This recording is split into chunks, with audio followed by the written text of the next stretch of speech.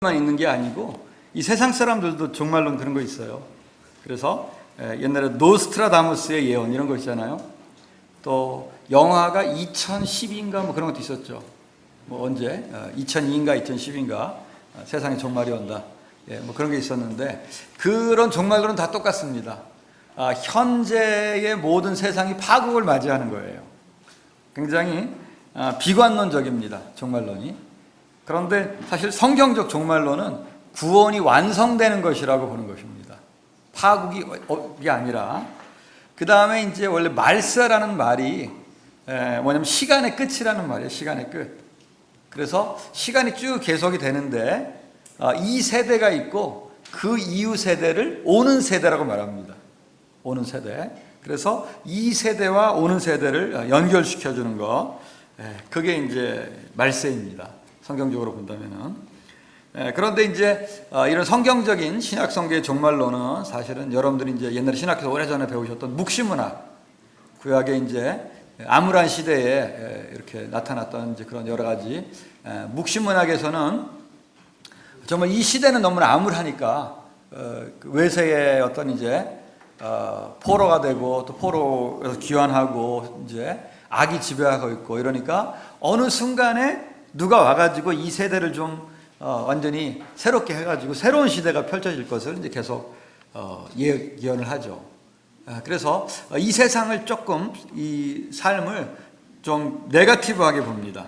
그리고 다가올 이제 세계 그런 새 창조가 이루어질 세계를 주로 바라보는 것입니다. 그래서 신약 성경은 사실 묵시문학적인 것을 또 받아들이면서도 또 굉장히 이제 새로운 면이 예수 그리스도로 인해서 이제 발생한 것인데 종말이 미래에 올 일이다. 미래에 올 일이다. 그게 신약 성경에서 분명하죠. 미래에 올 일이다. 그러면서 동시에 종말의 것이 현재 선치대에서 경험이 된다. 여기에. 그래서 예수님도 하나님의 나라를 통해서 하나님의 나라가 또 미래 일이지만 하나님의 나라가 이미 너희 가운데 임하였느니라. 그래서 하나님의 나라가 선취되는 것이기 때문에 종말의 능력을 이 땅에서 지금 맛볼 수 있는 그런 것을 얘기하고 있습니다. 그래서 예수님이 말한 하나님의 나라는 하나님의 나라가 현재 선취되는 것인데 미리 취하게 되는 것인데 미래를 향한 시발적인 성격이다. 여기서부터 시작을 해가지고 완성되는 성격이다. 그런 것입니다. 우리는 잘못된 그런 종말론이라든지 하나님의 나라가 하는 이 땅에서는 아무것도 얻지 못하고 한 방에 저 나라에 가서 모든 걸 얻는 거다. 이렇게 생각하기 쉬운데 이 나라 여기에서 내 마음속에 하나님의 나라가 이루어져서 종말에 그게 완성이 되는 것이다. 그게 성경적인 종말론일 것입니다. 그래서 이제 바울은 우리가 아는 대로 종말론에 관해서 하나님의 나라에 관해서 늘 얘기하는 게 있지 않습니까? 이미 시작이 되었지만 아직 완성되지 않은 그런 나라를 얘기하고 있습니다. 그래서 바울도 그 미래의 종말을 얘기하고 있는데 역시나 현재 그것이 이제 경험되는 영역을 얘기하는데 그거를 연결하는 게 바로 뭐냐면 성령의 보증이라는 말입니다. 두 번 나오는데요. 고린도후서 1장 22절 5장 5절에 이 보증이라는 말이 원래 상업 용어거든요. 선금, 미리 영어로 말하면 조금 이게 강박이 와요. 다운 페이먼트입니다. 다운 페이먼트. 집을 살 때 10%나 20% 다운 페이먼트를 하면은 그 집에 살 수 있어요.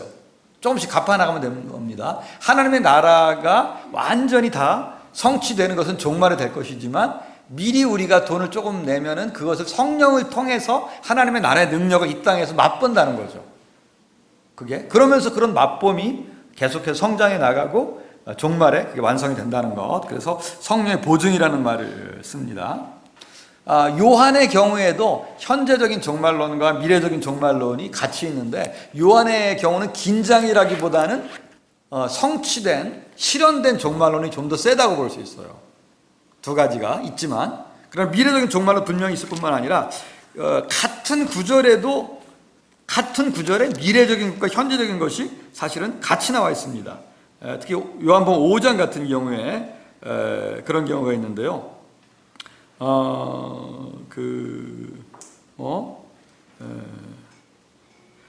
내가 진실로 진실로 너에게 이르노니 내 말을 듣고 또 나 보내신 이를 믿는 자는 영생을 얻었고 심판에 이르지 아니하나니 사망에서 생명으로 옮겼느니라. 현재 완료죠. 이제 실현된 겁니다. 그런데 진실로 진실로 너에게 이르노니 죽은 자들이 하나님의 아들의 음성을 들을 때가 오나니 곧 이때라. 듣는 자는 살아나리라. 그래서 그런 종말이 실현도 되고 현재도 되고 또 미래도 되는 그게 한 구절에서 동시에 나타납니다. 그러면은 이걸 우리가 어떻게 해석할 건가? 제가 그 뒤에 조그만 논문이라기보다는 그냥 설명하는 걸 썼는데, 이거는 말도 안 된다. 이건 모순이다. 이거를 모순이라고 이제 해석하는 사람이 있고요. 그 다음에 약간의 긴장이 있는 거다. 이거는 원래 미래적인 종말론이 진짜였는데 현재적인 종말론자가 고치다가 다 못 고쳐가지고 이렇게 된 일이다. 뭐 그 위에는 여러 가지 설명인데 제 설명은 이제 뭐냐면은 요한복음은 예수님이 블랙홀이에요. 블랙홀. 모든 게 다 예수님입니다. 성전이 누구냐? 예수님입니다. 이 성전을 헐라 내가 사흘 만에 일으키리라. 예수님이 성전이에요. 그 다음에 누가 선한 목자냐? 나는 선한 목자다. 누가 참 이스라엘 백성을 상징하느냐? 나는 포도나무요 너희는 가지다. 예수님이 모든 중요한 거를 다 예수님이에요. 그래서 시간도 사실은 우리는 시간에 따라서 이때는 이렇게 예수님 활동하시고 이때는 예수님 이렇게 활동하시는 이거보다는 예수님이 중심이에요. 예수님은 과거와 현재 미래까지도 다 예수님 빨아들입니다. 그렇게 그래서 그리스도 중심적이기 때문에 현재와 미래가 예수 중심적으로 움직이고, 또 하나는 바울과 비슷하게 이제 미래에 완성될 그런 하나님의 나라가 있고 현재 체험된, 여기 요한은 영생이죠. 영생이 있는데 지금 현재 영생을 받아서 시작을 해가지고 미래 완성이 되는 것입니다. 그래서 내가 온 것은 양으로 생명을 얻고 더 풍성히 얻게 하라는 것이다. 여기에. 그러는데 이 미래에 완성될 것과 현재 체험하는 이것을요 연결해 주는 것이 필요해요. 연결해 주는 거. 내가 지금 이게 충분히 체험이 되어야만 미래가 얻어질 것을 확신하게 되거든요. 그래서 요한복음에서는 그거를 성령 체험으로 저는 본다고 봤습니다. 지금 현재 성령이 체험되기 때문에, 현재 성령이 성령되기 때문에 미래의 것에 대한 확신이 더 생기는 거예요. 바울의 경우에도 지금 보증으로서, 선금으로서 성령 체험을 하기 때문에 미래가 더 확실해 보이는 거죠. 그래서 그런 미래와 현재를 연결하고 있습니다. 요한계시록은 우리 한철원 박사님 조금 이따가 제가 소개를 하려고 했는데, 요한계시록 우리나라에 전문가라고 하는 분들이 여러 분 계세요. 제가 볼 때 한철원 박사님이 제일 전문가신 것 같아요. 제가 볼 때는. 제가 신학학교 회장을 한 달 전까지 했었는데요. 요한계시록 전문가들 여러 사람 제가 이렇게 만나서 얘기도 해보고 강의도 들어봤는데 이 한철원 박사님이 제일 잘합니다. 그래서 얘기하겠지만 요한계시록을 우리가 어떻게 잘못 해석하느냐. 요한계시록은 미래에 될 일을, 미래 시간표를 가르쳐주는 거다. 흔히 우리가 그렇게 생각을 해왔어요. 그러나 요한계시록 1장부터 보면은 요한계시록은 상당한 정도로 현재에 대한 일입니다. 당시의 현재. 로마 황제 숭배라고 하는 그런 상황에서 그런 저자가 사람들에게 로마 황제를 숭배하지 않고, 그러나 지금 핍박을 받지만 의가 승리할 것이라는 그런 확신을 주는 그 당시 현재의 메시지가 굉장히 강하거든요. 그런데 우리는 이제 요한계시록을 그 당시에는 아무 상관이 없고 2000년 후 오늘날의 베리칩과 666과 이런 것과 상관이 있는 그런 책이다. 여러분 그거는 상식적으로 조금 말이 안 돼요. 왜냐하면 여러분들 책을, 저도 여러 번 썼습니다만은 책을 쓸 때 지금은 아무 의미가 없고 1000년 후에 이 책을 읽으면 굉장히 의미 있을 것이다. 이런 책을 여러분 쓰시겠습니까? 그런 책을 쓰는 사람은 역사상 단 한 명도 없어요. 항상 그 시대에 그 사람들에게 의미 있기 때문에 쓰는 것입니다. 그래서 그런 요한계시록도 어떤 현재로 어떤 종말을 연결시킨다는 거. 또 제가 신약 성경에 부활을 연구해 본 적이 있었는데요. 부활은, 우리 개인의 부활은 미래이지 않습니까? 예수님이 재림하실 때든지 우리가 죽을 때든지. 그런데 부활 신앙을 바울이나 설명하면서 너 미래 부활의 몸이 될 건데 그 미래에 얼마나 행복하겠니?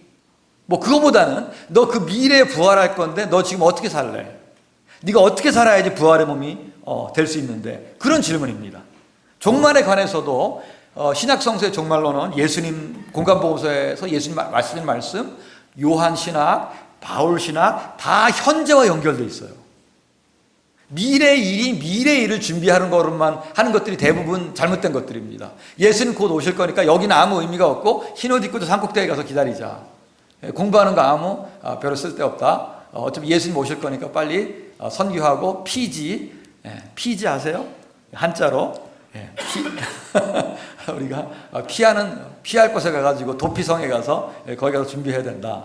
이런 것도 잘못된 거죠. 근데 저는 어렸을 때 솔직히 말하면은 그런 설교를 많이 들었습니다. 제가 그래서 공부를 열심히 안 했어요. 아 진짜. 제가 8살 때 교회에서 부흥회를 했는데 은혜를 받았습니다. 여러분 혹시 연세 드신 분들은 그분의 이름을 아실지 몰라요. 박성범 목사라고 하는 옛날에 정말로 부흥회 하시는 분이 있었어요. 박성범 목사 혹시 아시는 분 있나요? 저보다 연세 많으신 분이 있는데 모르시네요. 제가 1970년 정도에 우리 교회에서 감리교 다닐 때 부흥회를 들었는데 아직도 기억이 납니다.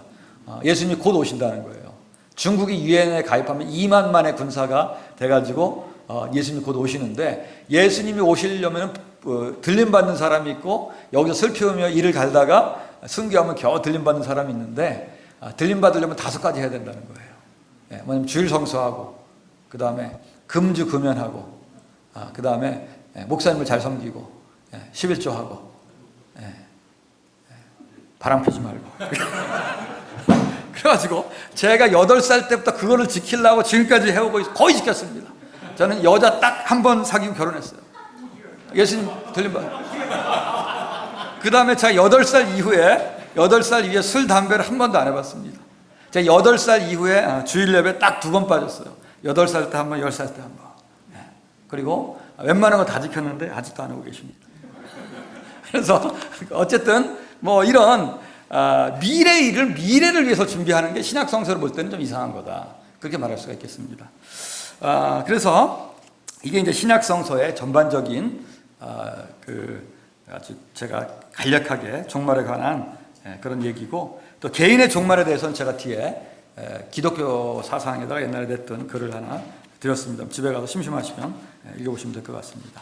오늘 주제는 천년왕국 같아서 뭐 여러 번 들어도 나쁠 건 없기 때문에 제가 간단히 설명하고 좀 이따 본 게임에 들어가셔서 여러분들이 이제 요한계시록 전문가에게 질문은 그쪽에 하시기를 바라겠습니다. 우리가 이제 3가지 설 많이 들었잖아요. 무천년설, 후천년설, 전천년설. 근데 이게 헷갈릴 수가 있어요. 여러분 이제 전천년설이 뭐냐면은요.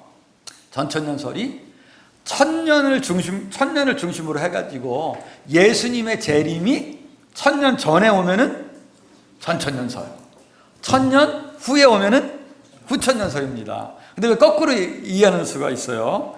그래서 전천년설을 1000년이 먼저 오고 예수님이 뒤에 온다 이렇게 기억하시면 될 것 같아요. 그런 전천년설이라는 것은 뭐냐면은 1000년 전에 예수가 재림한다는 그런 설, 천년왕국 전에. 그래서 무천년설이라고 하는 거 이게 상징이라고 본 거잖아요. 상징이라고 본 거. 그래서 장로교인들이 주로 이걸 믿는 것은 장로교의 성서 해석의 기본 성향은요. 그게 논리에 맞느냐, 우리가 이성적이냐, 그게 교리적이냐, 그거 굉장히 중요해요. 원래 칼빈 자체가 법률학자였잖아요. 그래서 성서에 있는 말을 그대로 받아들인다기보다는 그게 우리에게 말이 되느냐. 그래서 장로교인들이 주로 믿는 것 중에 하나가 기적 중지설이에요. 기적 중지설. 칼빈도 주장했고 벤자민 워필드가 그걸 정교하게 만들었습니다. 그것도 왜 그러냐면 성서 기적 천지잖아요. 신약 성경에. 그런데 그 당시 기적이 별로 없었던 거예요.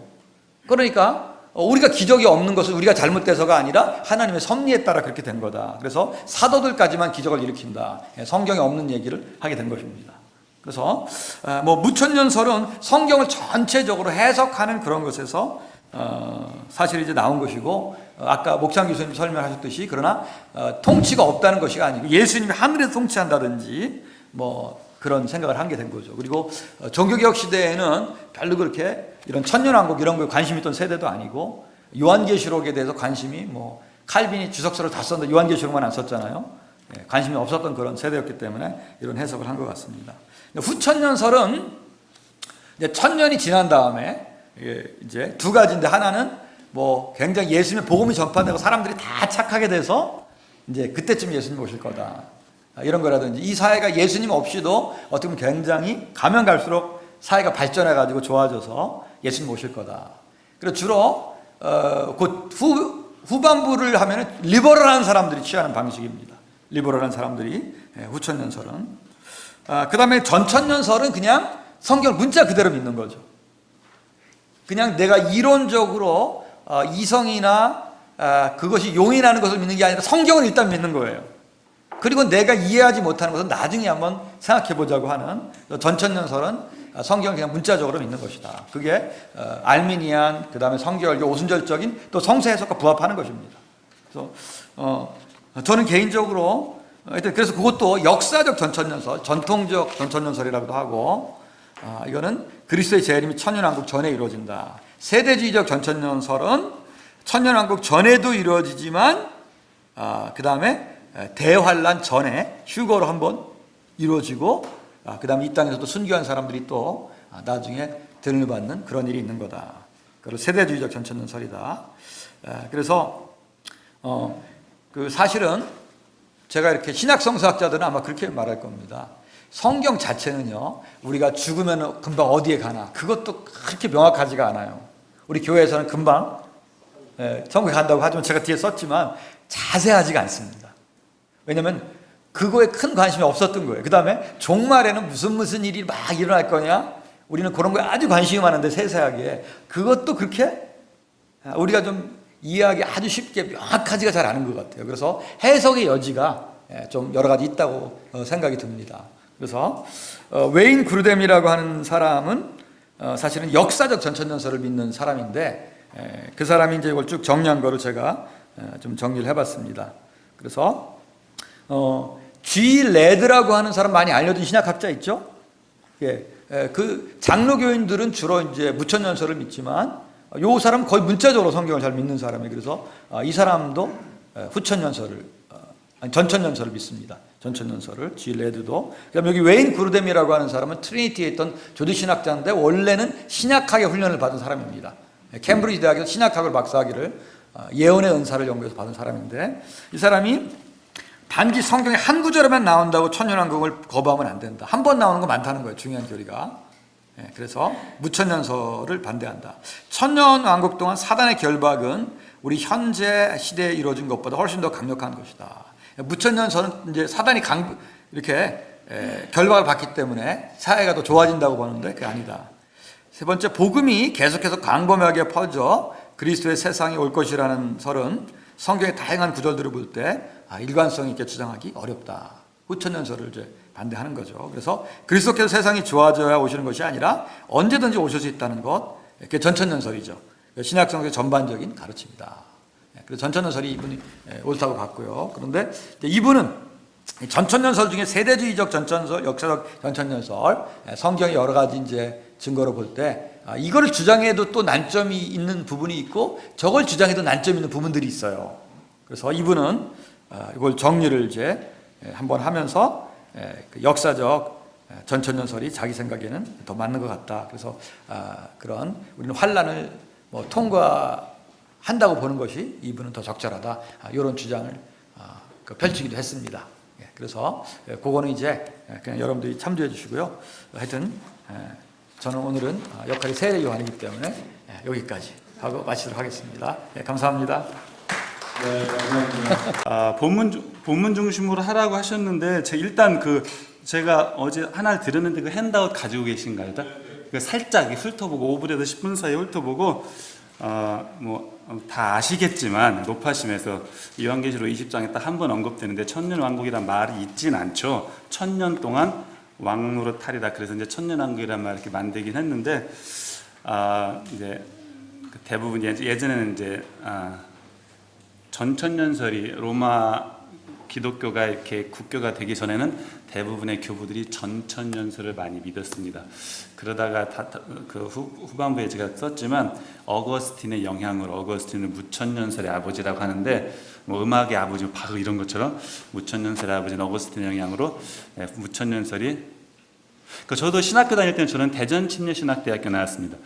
근데 저는 갔더니 그냥 교수님들이 그냥 무천년설을 믿게끔 자동적으로 이렇게 디폴트 값이 그렇게 되더라고요. 그래서 그랬더니 뭐 남침례교단은 무천년설 뭐 그런 식으로 말씀하셔가지고 당연히 그런 줄 알았습니다.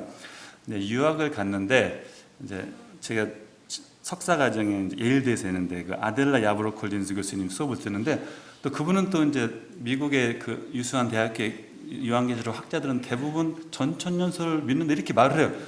그래도 그런가 보다. 그래서 저는 아무런 이의 없이 이렇게 위에서 이렇게 상명하복식으로 오도가 떨어져서 신학교 때는 무천년설이 맞나 보다. 또 갔더니 유학 갔더니 또 전천년설이 맞나 보다. 근데 또 이제 뭐 사실 뭐 애매하죠, 그렇죠? 그만큼 이제 이렇게 넬러키타 문제이기 때문에 누구에게 강요하기보다는 어떤 학생이 저희 학교 학생이 교수님한테 이런 얘기를 들었다고 너 저 천년왕국 뭐 믿냐 그러죠. 자기가 전천년설을 믿는다고 했더니 교수님이 한마디 하셨대요. 너 저기 종말론 다시 공부하랬다고. 그래가지고 그 학생은 이제 갑자기 졸지에 거의 뭐 그런 것처럼 이렇게 우리가 뭐 틀렸다 맞다를 논하는 게 굉장히 어렵습니다. 굉장히 예민하고 조금 잠시 후에 텍스트로 들어가 보겠지만 텍스트에서조차도 무엇을 말하는지 찾는 게 사실은 굉장히 어렵습니다. 제가 어젯밤 다시 봤는데 다시 모르겠더라고요. 물론 제가 천년왕국 논문을 쓴 것이 아니고 이건 논문에서 다 다루지 않았지만 좀 잠시 다시 깊은 얘기를 하도록 하겠습니다. 아까 김동수 교수님 말씀하셨지만 사실 이게 번역상의 문제입니다. 이게 영어로 프리밀레니엄, 프리가 앞이고 밀레니엄이 천년이기 때문에 전천년이지만 사실은 우리말 어법에 맞게 번역하려면은 천년 후설 이렇게 하는 것이 사실은 우리말에 맞는 것 같습니다. 우리가 식사 후를 식후라고 하죠. 후 식사 안 하잖아요, 그죠? 식후 그런 것처럼 천년 후 하면은 모든 사람들이 이 의미를 명확하게 알 텐데 이렇게 전천년설을 하기 위해서 이제 말에 어폐가 있지만 그래도 영어로 천년왕국 전에 예수님이 재림하시고 다시 말하면 예수님 재림하신 후에 천년왕국이 온다는 거죠. 이 근거 본문이라고 말할 것은 무엇이냐면은 이게 중요하기 때문에 제가 썼습니다. 요한계시록 19장에 보면은 19장 후반부 예수님의 재림에 대해서 묘사 나옵니다. 그 백마를 타고 오시죠, 그죠? 요한계시록 그 6장에 나오는 백마 탄 사람과 보통 다르다고 봅니다. 그 예수님의 재림 후에 천년 동안 마귀 사탄이 갇히고 그리고 천년왕국이 오는 것처럼 왔기 때문에 그것을 문자적으로 상징적으로 보지 않고 문자적으로 본다면 예수님이 19장에서 재림하시고 그리고 20장에서 천년왕국이 온다는 그러니까 재림 후 천년설 즉 천년왕국 전에 재림이 있다는 전천년설이 맞다고 볼 수 있습니다. 그래서 아까 말씀드렸다시피 어거스틴 전에 대부분의 초대 교부들은 전천년설을 믿었습니다. 근데 전천년설이 왜 후천년설로 가게 됐냐면 어거스틴의 영향도 있지만 전천년설을 주장하는 사람들이 너무나 천년왕국에 대해서 너무나 어떤 기대감이 너무 컸어요. 천년왕국이 되면은 예를 들어서 뭐 소출이 막 만배가 된다는 거 예를 들어서 막 먹고 마시고 막 결혼도 즐겁고 이런 식으로 어떤 관능적이고 어떤 감각적인 쾌락에 대해서 너무나 많은 기대를 했기 때문에 이제 오리겐을 필두로 잘 아시다시피 그 풍유적 해석의 대개는 오리겐을 필두로 해서 그렇게 보지 말고 좀 상징적으로 보자는 그런 이제 기류가 생겼죠. 그다음에 이제 잘 아시겠지만 세대주의 이제 교회와 이스라엘의 분림이 이제 환란전 휴거를 믿고요. 후천년설, 천년 후설입니다. 그 손봉호 그 장로님 그런 분들이 이제 사회 활동을 하시는 분이 후천년설을 많이 믿는데 세상이 점점 좋아질 거라고 믿었습니다. 그런데 결정적으로 타격을 받은 것은 세계대전이 2번이 일어났기 때문에 세상은 예수님 재림하시기 전까지는 세상이 좋아질 수 없겠구나라는 생각을 암암리의 사람들이 공유하면서 최근에는 후천년설을 믿는 사람들이 그리 많지 않습니다. 그렇지만 제가 거기에 후천년설을 믿었던 사람들의 이름을 일부러 써놨어요. 몇 명? 존 웨슬리 감리교, 조나단 에드워즈, 매튼 이런 사람들 뿐만 아니라 20세기에 그 막 미국 각성 부흥운동 같은 거, 그러니까 부흥운동을 열심히 한 사람들은 후천년설을 많이 믿었으나 왜 그랬냐면은 뭐 어느 게 먼저인지 모르겠지만 그 치킨 앤 에그 문제겠지만 우리가 세상을 복음화해서 이 세상이 천년왕국처럼 되면은 예수님이 재림하실 것이라고 믿었습니다. 그런 근거 본문이 사실 성경에도 있습니다. 우리 지상 위임 명령을 말하는 마태복음 28장 마치 온 족속으로 제자를 삼을 것처럼 말했죠, 그죠? 그리고 뭐 겨자씨 비유 같은 거, 하나님의 나라는 막 쭉쭉 자란다 그런 말씀도 있고, 뭐 또 롬마서 11장에서 보면 바울 사도가 그 이스라엘 사람들이 돌아올 때까지는, 더러는 완악하게 될 때까지는 이방인의 충만한 수가 찬다, 이런 구절들을 보면은 복음의 세력이 정말로 흥왕해서 이 땅에 예수님 그 재림하시기 전에 이 땅이 하나님의 의와 평강과 복음으로 정말 그 좋은 나라, 완벽하진 않지만 좋은 세상이 올 것이라는 믿음하에 사람들이 이제 설교도 많이 하셨고 부흥사들이 했고 그런 영향력이 있었는데, 이제 전천년설은 세상이 점점 악해질 거라고 믿고 후천년설은 점점 좋아질 거라고 믿습니다. 저도 사실은 얼마 전까지 후천년설을 거의 무시했습니다. 요즘 말로 개무시라고 하는데, 근데 제가 어느 순간 이런 생각이 들었어요. 정말로 세상이 악해지나? 라는 생각을 하면서 학생 수업 시간에 학생들하고 토론했습니다. 그랬더니 의외로 세상이 좋아졌다는 발견을 우리가 하게 됐습니다. 아마 제가 여러분 목사님들에게 여쭤보면 다 세상은 악해질 거라고 교과서처럼 답을 할 거지만, 제가 그래서 그 다음에 이런 질문을 합니다. 그럼 여러분 30년 전에 태어나시겠습니까? 지금 태어나시겠습니까? 그러면은 모든 학생들이 다 지금 태어나겠다고 합니다. 그러면서 이제 대답이 곤란해지는 거예요. 사실 좋아지는 면 사실 있습니다. 나빠지는 것도 있지만 무슨 뭐 미국 같은 경우 노예제도라든가 인권이라든가 사실 경제라든가 의술이라든가 사실 좋아지는 것도 있는데, 우리는 세계대전을 2번 겪고 나서 후천년설이 사실 도태되긴 하지만 사실은 지금도 여전히 세상은 좋아질 수 있다고 믿는 사람들이 있는 것 같습니다. 무천년설은 아까 김동수 교수님 살짝 설명하신 것 같기 때문에 제가 간단하게 그냥 지금 교회 역사가 천년왕국이라는 거죠. 그러니까 후천년설과 무천년설 사실 거의 비슷합니다. 천년이라는 것도 사실 꼭 천년이 아닙니다.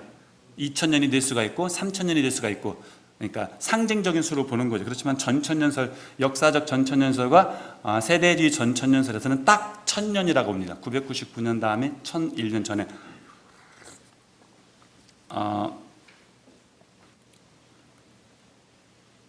그러니까 하늘에서든 우리 성도들의 마음에서든 교회 세계, 교회 역사가 천년왕국이라고 보는 거죠.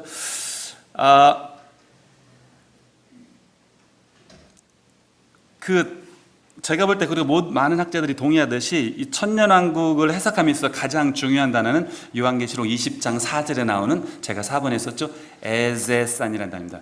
그러니까 사오라는 단어가 살다라는 뜻인데, 에제산은 오랜만에 또 헬라 그 에어리스트, 부정과거, 단순, 3인칭 복수입니다. 그러니까 그들이 살았다라는 뜻입니다. 20장 4절 보면은 목베인 자들, 우상에게, 짐승에게 절하지 않은 자들, 표를 받지 않은 자들이, 그 다음에 에제산이라는 단어가 나옵니다. 그들이 살았다. 우리말 성경에는 제가 이루는 살아서, 그들이 살았다라는 뜻입니다. 그리고 나서 그리스도와 더불어 1000년 동안 왕노릇 할 거라는 말씀이 있는데, 거기에서 나오는 에제산, 이것을 어떻게 해석하느냐가 굉장히 어떤 시금석과 같은 역할을 하는 거죠. 이것을 살았다라고 번역하는 데는 문제가 없습니다. 물론 그동안 살고 있었다라는 뜻도 되지만 대부분 죽었던 자들이 살았다. 왜? 순교자들이 주어니까 순교자들이 계속 살았다고 보기 힘들잖아요. 그러니까 순교자들이, 짐승의 표를 받지 않은 자들이 죽어 있었다가 괄호 속에 있고, 그리고 살아났다, 한마디로 부활했다라는 뜻인데, 이게 왜 이제 번역은 쉽지만 왜 해석이 어렵냐면은, 이것이 육체의 부활을 가리키는지 영의 부활을 가리키는지에 따라서 해석이 전천년설과 무천년설로 다니다. 무천년설에서는 어거스틴 같은 이것을 육체적 부활로 보지 않습니다. 우리의 죽은 영혼이, 그러니까 예수 그리스도를 믿음으로 중생 혹은 회심함으로써 하나님의 자녀로 거듭나는 것, 즉 불신자가 신자가 되는 것, 불못에 갈 사람들이 새 예루살렘에 들어가는 그런 중생의 사건을 가리키는 상징적 언어로 보는 사람들은 이 살아서를, 그러니까 지금 이게 우리에게 가리키는 거죠. 불신자가 오늘 교회 와서 예수를 믿기로 영접했으면 그것을 에제산이라고 보는 것입니다. 그것은 언제부터 일어났냐면 예수님이 초림하시고 십자가를 지심으로, 그 이후로 예수님 재림하시까지, 그때가 2000년이 되든 3000년이 되든 그 많은 기간을 가리킨다고 상징적으로 번역하는 반면에, 해석하는 반면에 세대주의라든가 역사적 전천년설에서는 이것을 문자적으로 봅니다. 그냥 죽은 자들이 무덤에서 몸이 살아났다고 보는 것입니다. 그럼 우리랑 아무 상관없는 거죠. 죽은 자들이 살아나는 거죠. 그래서 요 구절과, 그런데 흥미롭게도 이 에제산이라는 단어와 동일한 단어가 요한계시록에 2번 쓰입니다. 시제도 똑같습니다. 부정과거, 그 단수복수는 다르지만 부정과거가 쓰인 것이 요한계시록 2장 8절에 있습니다. 요한계시록 2장 8절을 보시면은 3인칭 단수로 쓰였죠. 요한계시록 2장 8절에 보시면 제가 읽도록 하겠습니다. 서머나 교회의 사제에게 편지하기를 처음이요 나중이요 죽었다가 살아나시니가, 요 살아나시니 동일한 단어입니다. 3인칭 단수이고 20장 4절에서는 복수 차이뿐이지 과거의 어느 시점에 살아났다란 뜻이고, 그 다음에 13장 14절도 똑같습니다. 13장 14절 보면 이건 예수님이 아니고 짐승 앞에서 받은 바 이적을 행함으로 땅에 거하는 자들을 미혹하며 땅에 거하는 자들에게 이르기를 칼에 상하였다가 살아난 짐승, 그러니까 이 두 경우에서 짐승과 예수님에 대해서 죽었다가 살아났다는 것은 누가 봐도 영적인 회심이 아니에요. 예수님은 회심할 필요가 없으신 분 아니에요. 중생이 필요 없으니까 이것을 영적 부활로 보는 것은 무리이고, 정말로 몸이 죽었다가 호흡이 살아나는 육체적 부활로 본다는 전천년설 주장의 가장 명확한 어떤 근거가 되는 건데, 그리고 이것과 더불어 우리가 하나 기억해야 될 것은 뭐냐면 20장 5절입니다. 20장 5절, 요한계시록 20장 5절, 그러니까 인접 문맥이죠. 바로 가까운 문맥에서 20장 5절에 보시면은 그 나머지 자들은 그 나머지 죽은 자들은 그 천년이 차기까지 살지 못하더라. 부정문으로 나왔지만 여기에서도 살지 못하더라가 똑같은 단어입니다. 그러니까 이게 이제 무천년설을 지향하고 전천년설을 주장하는 거의 모든 학자들의 가장 확실한 그 아규먼트가 되는 거예요. 그들은 뭐라고 주장하냐면은 20장 4절과 5절은 인전 문맥이지 않습니까? 이미디어트 컨텍스트. 20장 5절에서 살았다는 것은 분명히 이건 영적 부활이 아니고 어떤 육체적 부활을 가리키니까 20장 5절에서 육체적 부활을 가리키는 것으로 쓰인 동사와 동일한 동사가 바로 앞에서 영적 부활을 가리키는 것으로 보는 것은 조금 무리가 있지 않냐. 그래서 제가 학자 이름이 생각 안 나는데, 그래서 어떤 학자는 이렇게까지 말했습니다. 이것을 4절은 무천년설에서처럼 영적 부활로 해석하고 중생으로 해석하고 5절에서는 육체적 부활로 해석한다면은 성경은 믿을 만한 게 못 된다라고 할 정도로 너무나 이게 일관성이 없고 모순되는 해석 방법이라고 그렇게 강력하게 비판을 합니다.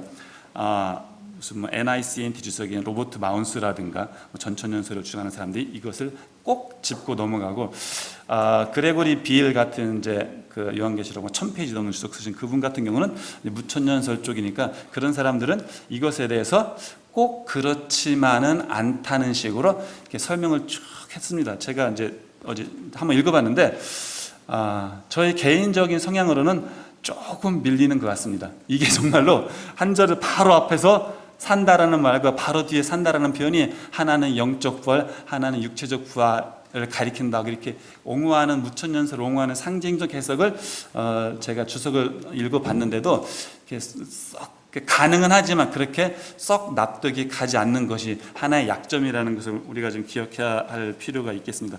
물론 가능은 하지만 그리고 요한 20장 4절에서 이제 문제가 되는 것은, 이슈가 되는 것은 천년왕국의 주인공이 누구냐에 대한 것입니다. 20장 4절에 보시면은 목배임을 당한 자들, 꼭 목배임이 아니더라도 그 당시에 이제 천민들을 죽이는 방법이 목배임이었거든요. 옛날에 귀족들은 이제 추방 보내고죠. 요한이 간 것처럼.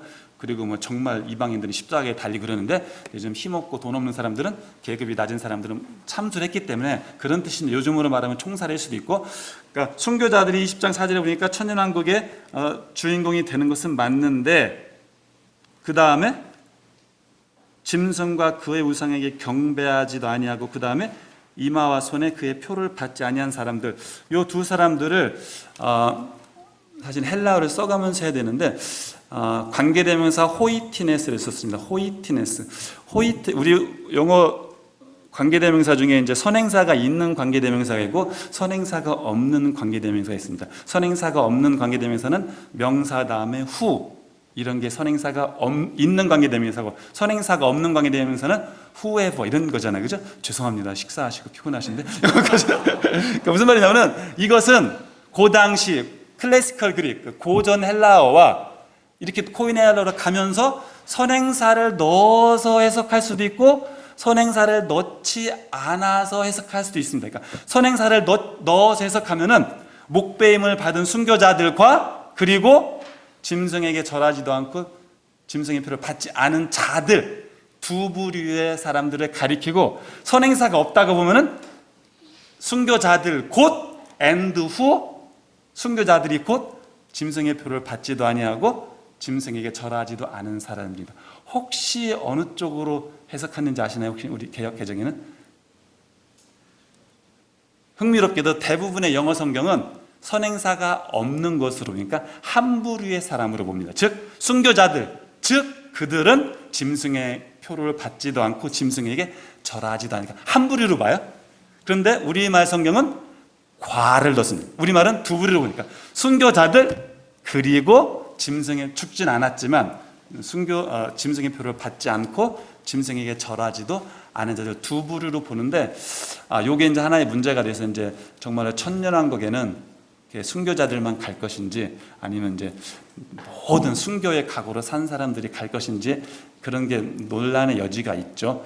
학자마다 첨예하게 나뉘기 때문에 제가 여기서 뭐 자세하게 말씀드리긴 그렇고, 6번에 요한계시록 언어의 특징을 썼습니다. 그러니까 요한계시록은 상징과 반복을 많이 쓰는 그러니까 반복은 오늘 주제랑 안 맞기 때문에 넘어가고, 요한계시록은 묵시문헌에 속합니다. 묵시문헌을 다 이제 존 컬린즈라는 학자가 조사해봤더니 묵시문은 우리 성경에는 요한계시록 하나밖에 없지만 그 외경에는 많이 있습니다. 무슨 모세 승천기라든가 이런 게 쭉쭉 있습니다. 에녹서라든가. 그 묵시문헌을 봤더니 이제 상징적 언어를 많이 쓴다는 거예요. 요한계시록도 사실 상징적 언어가 굉장히 많습니다. 그죠? 용, 뱀, 그죠? 뭐 14만 4천 이런 걸만 문자적으로 해석하면 정말 골치 아파지잖아요. 신천지와 여호와의 증인에서 문자적으로 하니까 그런 것처럼 상징적으로 많이 쓴다는, 상징적 언어를 많이 쓴다는 전제하에 이제 무천년주의자들은 천년이 정말 꼭 천년이겠냐, 그죠? 꼭 교회가 7개만 있었겠냐, 더 있을 수도 있었겠다. 14만 4천이 꼭 천년이냐, 왜 그럼 14만 4천은 상징적으로 하면서 왜 10만은 꼭 문자적으로 해야 된다, 이런 식으로 또 이제 무천년설을 지지하는 요한계시록 언어의 특징이 있다는 것도 우리가 이제 기억을 해야 될 것 같습니다. 여러분이 질문을 어떻게 하실지 제가 상당히 두렵고 떨림으로 있는데 2장 10절 한번 보겠습니다. 2장 10절. 김동수 교수님이 저보고 꼭 2시 10분 전까지 오라고 하셔가지고 저는 막 밟아서 왔는데 식사 맛있게 하시고 저는 점심도 못 먹어서 네가 장차받을 고난을 두려워 말라. 볼지어다 마귀가 장차 너희 가운데서 몇 사람을 옥에 던져 시험을 받게 하니 너희가 10일 동안. 여러분 생각하시죠? 10일은 딱 10일 같습니까?